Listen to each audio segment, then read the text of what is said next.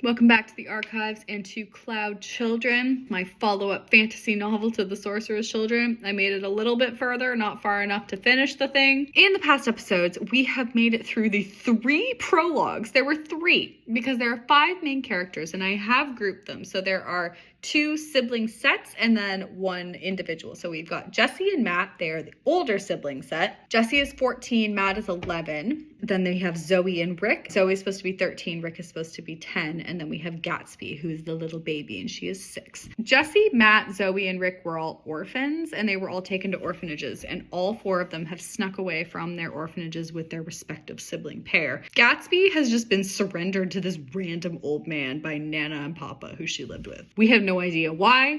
We have no idea what's going on. The most context that we have is that this random old man that showed up at Gatsby's house said that he is rising and it is time. Who is he? Time for what? Let's find out. Now, this story, because it has 5 main characters, but I've gone into my perspective changing era. So this story in Titanium involved many perspective changes. Every chapter is written from somebody else's first person perspective. Just like in Titanium, every perspective has a different font. So we're starting with Jessie, because Jessie's the oldest and Jessie was my favorite. And Jessie is in papyrus font. Bold. Jenna from Titanium was also in papyrus font, but not bold. No, Jessie is bolded papyrus. Jessie's entire chapter is written in bold font. Okay. Now, for anybody that has read Percy Jackson, do we remember how Percy Jackson starts? I think it was like around the time I was reading Maximum Ride, Percy Jackson, all these things that start with that paragraph of, look, this is real, this is happening, don't say I didn't warn you. I wanted to do that. So Jessie starts by saying, look, I'm not doing this to entertain you. Okay? This is not fiction, whatever anyone might say. Ignore anyone who tells you that this didn't happen because it sure as heck did. My name is Jessie Prince, and only I can stop the end of the world, whenever that might be. Sophie already stopped it. Oh, but I can't do it alone. I need my family and my friends. I don't think she has any friends. I think this whole thing is supposed to be about the family. Remember also, Jessie's last name is Prince, but when Zoe and Rick got taken away to their orphanage, somebody referred to her as Zoe Prince. Oh, and mostly I need you. Okay? You're in this now. My family and I are going to write this story down and figure out how to inform people of what we had to go through. This can't be good. Don't take any of this lightly. I don't want to scare you, but if that's what it takes to get you to listen, I have to take the risk. Are you scared yet? I'm a little scared. So listen carefully. Keep up. And when it's over, don't let me down. Impact statement to end the scene.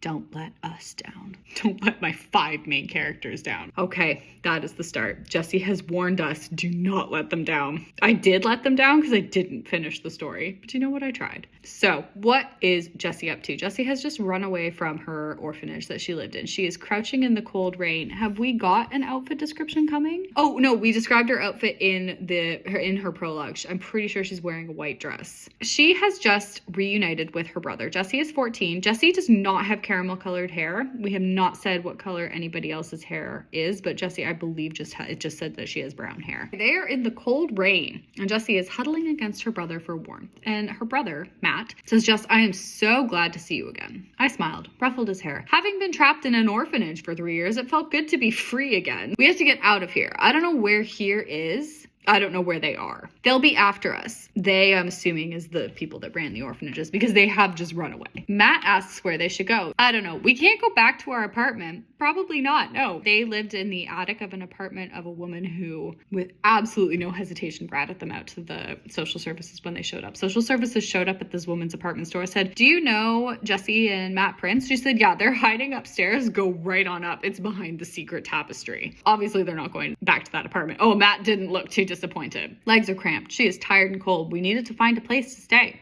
for the night. They leave the awning, so I guess they're just huddled under some random store's awning. As we walked, the hairs on the back of my neck started to stand up. I had felt like this many times before when Jenny and her gang were behind me about to punch my face in. I guess Jessie's been bullied by somebody named Jenny. Normally when I got this feeling, it was best not to turn around. It normally meant that a fist had been drawn back for a minute and was about to come whizzing towards me. But Jenny wasn't here, so I craned my neck. Right, so the bully's not here. So she goes, hey, what's going on? Oh, and behind her there is a man about 5 inches away. Quickly will also preface, and this is not something that has changed. This is something that is still an issue for me. I am really bad with measurements. I cannot visualize feet, inches, centimeters, meters. I can't really visualize it. There was a time in my childhood when I went to Subway and tried to order a 12-foot sandwich. When I wrote Beautiful Lives, there is a scene where I wrote that Maya's a few inches taller than Lexi. My mom actually had to sit me down and very kindly say, honey, you wrote that Maya is several feet taller than Lexi. I don't know this stuff. So when I've now written that this man is 5 inches, I don't think that's what I meant. I think I mean that he's several feet away from them, but I've written that he is 5 inches, and I'm pretty sure that that's very, very close. And he is dressed in a crisply pressed black suit, carrying a briefcase, wearing a top hat, with a mustache. He would have looked hilarious if his eyes weren't so full of hate. Oh, gray color. They looked like they had a fire in the middle of the people because they were blazing. The creepiest part was that he didn't seem to be looking at anything. He was gazing into space, and the way he walked looked very mechanical. This is not a normal man. He's starting to move his head so his evil eyes are boring right into mine. Okay, so this man that's not looking at anything suddenly looks at Jessie, and his evil eyes are looking at her. So she grabs Matt's arm, starts walking faster. Matt turns around, sees the man as well, so they start running. I was always good at the track program. Here we go. Once again, I think we're starting to get to these characters who are just good at everything. Jessie's the greatest. Jessie is this story's Amy and Sophie. I don't think I cared at all about the rest of them, but Jessie, we loved her. I don't know why we were running from this man. He hadn't done anything to hurt us. He scared me so much that I couldn't help it. Oh boy. But as they run, I realized that the thing following us wasn't a man anymore. So he had morphed into what seemed like a giant wolf. Briefcase turned into a spear. Okay, so this is a wolf chasing them with a spear. This is a talented wolf. Galloped down the street, chased us into an alley. I backed up until I hit a wall. Matt is beside her. Matt is whimpering. Oh boy, I had no idea what I was doing, but I charged forward. Impact statement. Why on earth would I do that? And I think this is their natural instincts. Once again, Percy Jackson, she's got these natural battle instincts. So she sprints at the wolf, leaped into the air. I landed on his back, held on around his neck while he tried to shake me off. Okay, Jessie is riding this wolf. Matt is screaming. Matt is useless. Jessie does not care. Untangled the spear, slid off his back. Okay, so Jessie steals the wolf's spear. The wolf howled, jumped at me, but I ducked under him and stuck the spear into his stomach. Go, Jessie, yes. Oh, the wolf is unfazed. Angry looking. Okay, so the wolf is pissed off that Jessie has stabbed him, but not hurt. Charged me again, but I had nothing to fight him with. Okay, I guess the spear is still in the wolf. Okay, yeah, the spear is still in the wolf's stomach. So she's completely unarmed. Wolf is charging at her. Oh, and she punches him. I hit him in the face. I hadn't known how strong I was, but he fell backward. So Jessie has just punched out a wolf. Oh, my fist screamed in pain. Yeah, obviously, he's just punched a wolf that was barreling at her at full speed. Leapt into the air, holding one of my legs out. Okay, she's karate kicking through the air. We got a hi-ya, legs are out. I landed on his face this time. I flipped into the air, landed on his back. Jessie has done a full front flip. She is on the wolf's back again, pulled the spear out of his stomach and let him shake me off his back. Why would you do that? I hit the wall, my vision blurred, but she's fine. Sat up, raised the spear. Oh, here we go. Wolf came at me again. I held the spear and she plunged it right into his nose. The wolf has a weak spot. Stared as he turned into an ash formation and crumbled to the ground. And the spear turns back into a briefcase. And I think the plan was that any monster in this story was supposed to be, that was supposed to be the thing, was that the weak spot was the nose. Matt is still hanging out against the wall. He looks stunned. Yeah, how did you do that? Says Matt. Jessie says, I have no idea. Oh, and Matt asks if Jessie still has their mom's bracelet. Do you remember they had a bracelet from their mom that Jessie brought with her when she went to the orphanage? And Jessie says no. They took it from me a year ago. They said it didn't flatter me. Not important. Matt's face made me think it was very important. Oh, here comes a man. I'd had enough creepy men for a while. Yeah, there's another man coming out of the shadows. Jessie says, who are you? And Matt says, why are you here? And the man says, please relax. I mean no harm. And then he says, oh no, Benjamin Wolf. Okay. That was a Benjamin Wolf, I guess. No time to explain. Come with me. No, I'm not going off with some strange man, says Jessie. I do not blame you, Jessie. And the guy says you have to, as if that were a winning argument. No, we don't, says Jessie. And the man says you belong in an orphanage. Oh, he's pulling out the stops here. Jessie says, no, we're not going back there. And the man says, I'm not taking you to an orphanage. Please, before the police show up, we have to get out of here. Oh, voice is desperate. But for all I knew, it could have been an act. Yeah, I shook my head. You are in danger, says the guy. And Jessie says, I don't buy it. I wished I had some blistering comeback, but I'd never been good at those because at that age I wasn't at all. I don't necessarily think I am now, but I have put in a very specific sentence here to say that I'm not good at blistering comebacks to justify the fact that I'm not. Jessie and Matthew Prince, says the man. I know who you are. They don't know who they are yet. I know your problems. That's creepy. But you have to listen to me. Because if you don't, I will become one of those problems. That's yikes. I could see that he wasn't going down without a fight. I don't think so, says Jessie, but she's weakening because I'm getting tired of writing her pushing back. I can take you somewhere safe, somewhere they can't ever hurt you. Who's they? Somewhere they can't separate you again.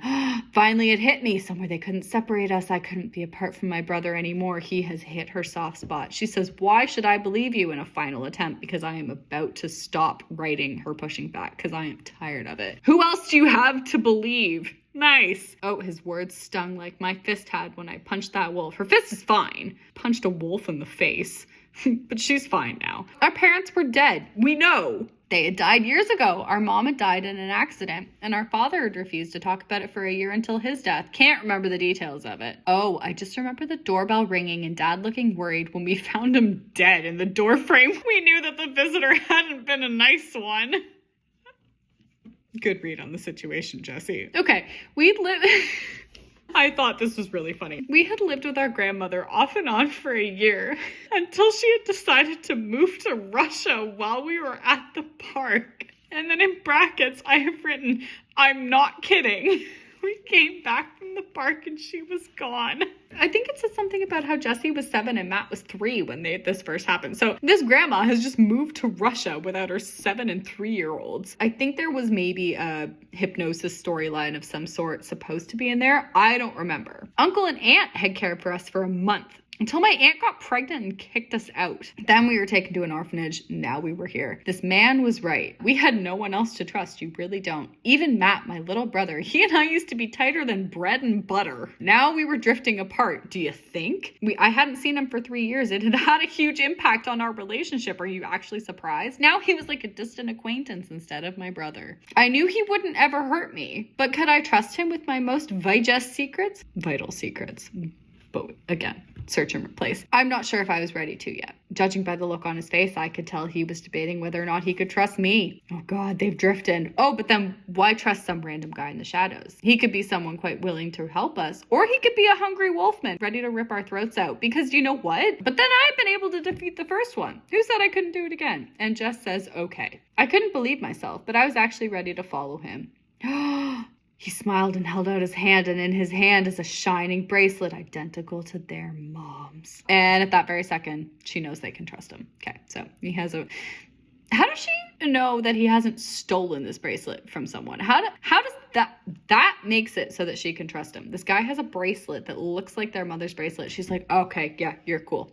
She says, sure. And Matt's not convinced. Matt says, Jess. And Jessie just follows the guy. Matt is still uneasy, but for some reason, I trusted him. And do you know what the reason is? I was tired of writing her not being trusting. Followed him to a small black car. Okay, they get into a random car, drive off. And Matt says, explanations, please. And Jessie's like, can you not? And he gives her a dirty look. And the man says, Matthew, you were always impatient. Oh, the man's met them before. Sir, we just want answers, says Jessie. Jessie, my dear, I know, says the man. Can you tell us anything? The guy's like, yeah, I know you really want to know. I tried not to scream. I'm trying not to scream. How come my sister could defeat that wolf thing? Oh, Matt's jealous because Jessie just kicked some ass while he stood and screamed in a corner. Oh, he wanted the glory and I had defeated the wolf. Oh, but Jessie doesn't feel like a hero. She feels shaky and scared. She didn't know what she was doing. It wasn't a wolf thing, dear boy. It was a Benjamin wolf. Your sister did not defeat it. She only disabled it. Oh, Percy Jackson style. The monsters don't die. They just get, relegated back to some mystical... I don't think it's an underworld here because I don't know. I tried to name a character Talia, so...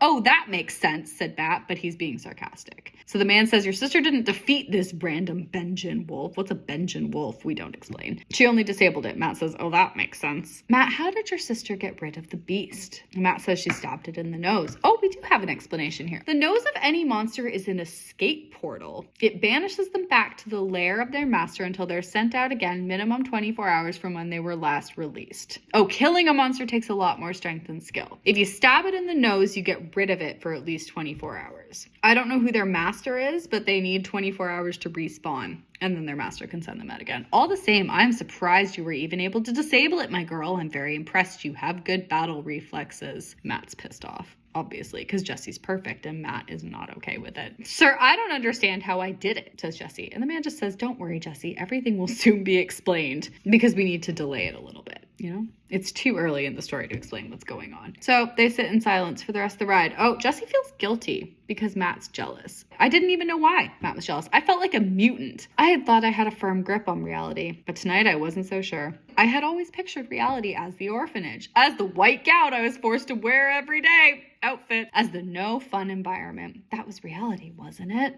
No, it's not. But now I didn't know. I just disabled this huge wolf man. It's not a wolf man. He just explained, it's a Benjin wolf, Jessie. Why have you forgotten that? I was holding a briefcase that transformed into a spear. I'd snuck out of the only home I'd known for the past 3 years, met my brother, and the strangest thing of all, I felt like I didn't know him. Impact statement. Was that reality now? I sighed, turned to face Matt, and she says, hey. Oh, Matt's pissed off. He says, what? Now Jessie's mad. Shouldn't he be happy for me? Jessie says, Matt, it's been 3 years since I last saw you, and ... And Matt cuts her off, says, you can do math now. Congratulations. And he turns to the man and says, stop the car. I don't belong here. Man says, what are you talking about? Matt says, I understand. Only cool people allowed. I couldn't even defeat a stupid little wolf man. I'm not good enough for whatever stupid club this is. So stop the car. I'll get out now. Wow. Matt took that hard. That's Matt's personality. I forgot about this. That is Matt's personality, is that he's pissed off that Jessie's perfect. Matt, says the man, you need to understand me. You are extremely important. If you got out of this car right now, the world might end. Wow, that's a bit of pressure. Jessie, you are excellent, my dear. Do you love Jessie yet? You're supposed to. But you can't do this alone. You'll need Matt, and Matt will need your sister. You need to do this together. It's the only way you understand. Matt's like, wait, what? Matt, we need you. Matt says, yeah, okay. I wouldn't be diminished without him, I don't think. Nice. But I would probably need him soon. I could feel it. Okay, she says, where are you taking us? The man says, somewhere safe. That doesn't sound good. They've gotten to a building. We get out of the car. Jessie gets her first good look at the man. Okay, he is tall and thin, dirty black hair, limp face. Looked tired, as if he'd spent most of his life running. Okay, baggy brown suit. That's it. They go into the building. She expected a gleaming hallway, for whatever reason, filled with people and other interesting things. I don't know what she was expecting, but only saw a dingy room with an elevator at the back. Man presses a button, and in they go. Only one button in the elevator. The guy says, Miss Prince, why don't you do the honors? And Matt is pissed because Jessie has just been told to press the button. Dear boy, try to relax, says the man. It will do you no good to be angry with your sister. Elevator ding, doors slid open. We stepped outside and I caught my breath. Okay, they are outside. It's not raining anymore, it's warm. Where are they? They are in the middle of a square filled with children. There are lights all around, music blaring, tables of food, and crowds of people playing games, swimming, and doing other assorted things that looked like fun. It was just one big party. Why do I feel like this was also a dream? This is this story's version of Camp Half-Blood and the Magic Village and the Sorcerer's Children. Man did not let us partake in any of the party.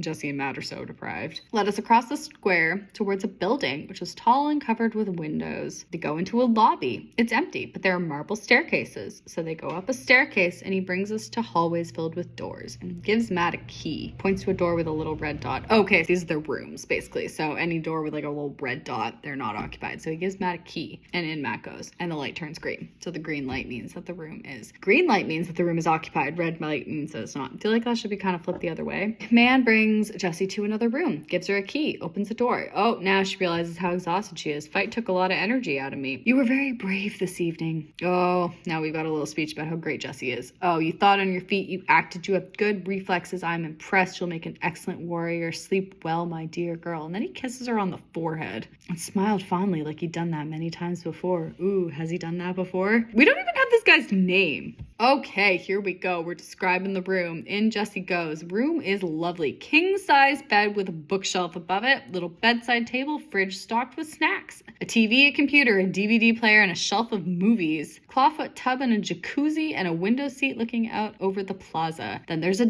wow, this is more descriptive than Sophie's lab. Desk with notebooks, pens, and books on ... magic? ? Is there magic in this story? What? I decided not to question that for the night. She was way too tired for this. There were textbooks and everything was neatly arranged. I liked it that way. Jessie is organized because Jessie is perfect. Also books on normal things like math, science, and language. And a mini kitchen and a living room and a couch, a chair, kitchen tools. I put the kettle on and sat in my window seat and gazed out over the plaza. People are cheering and having a grand time. Plucked a book off the shelf and started reading. Oh, it is a book full of adventure and fantasy. So's this one. Oh my God. Read the first 3 chapters, then went to the bathroom and brushed my teeth. The toothpaste was fabulous. I could feel my taste buds awakening from the toothpaste. Curled under the blankets, they are soft and warm. Pillows are plush and feathery, and she falls asleep. That is Jessie's room. Perfect, just like her. Wow. That is the end of the episode. We will be back with more of the Cloud Children, and we will see what is up with this random weird man. We will see if Matt ever forgives Jessie for managing to save them, and we will see if Jessie continues to be perfect, and we will find out what happens to the other 3 main characters. We'll see you next time.